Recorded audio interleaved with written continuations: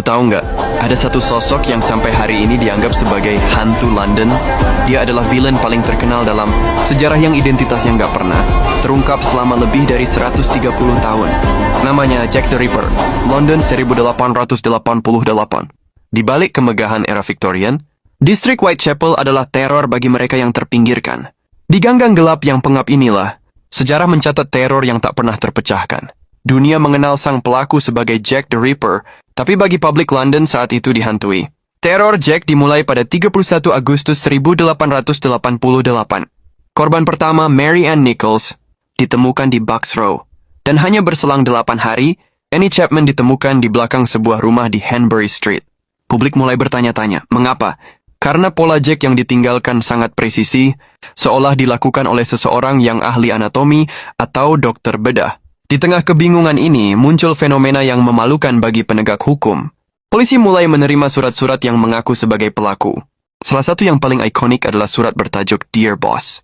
Disinilah nama Jack the Ripper pertama kali lahir. Polisi awalnya menganggap ini hanya parodi atau lelucon media, namun publik melihatnya sebagai kritik telak. Polisi dianggap sedang dipermainkan oleh Jack yang sengaja mengulur waktu.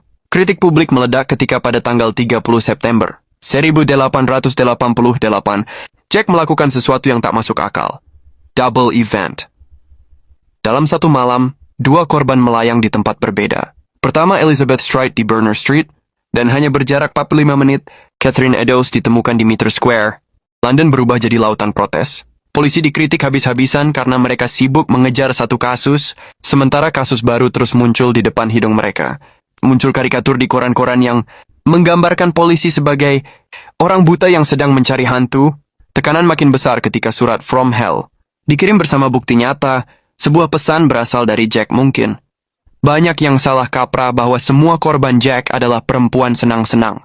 Faktanya dari 5 korban utama, hanya 2 orang yang terbukti bekerja di jalanan, sementara yang lain adalah wanita biasa yang hanya mencoba bertahan, hidup di tengah kerasnya ekonomi. Tragedi ini mencapai puncaknya pada 9 November 1888. Korban terakhir, Mary Jane Kelly, adalah yang paling menyedihkan. Dia adalah wanita termuda, baru berusia 25 tahun, yang baru saja pindah ke London dengan impian memulai hidup baru. Berbeda dengan korban lain yang ditemukan di gang gelap, Mary Jane Kelly dihabisi di dalam kamar kontrakannya sendiri. Setelah kejadian Mary Jane Kelly, teror itu tiba-tiba berhenti. Jack seolah menguap di telan kabut. Ada ratusan teori. Apakah dia seorang dokter bangsawan, tukang roti yang membaur dengan kerumunan, ataukah dia seorang pendatang yang segera melarikan diri?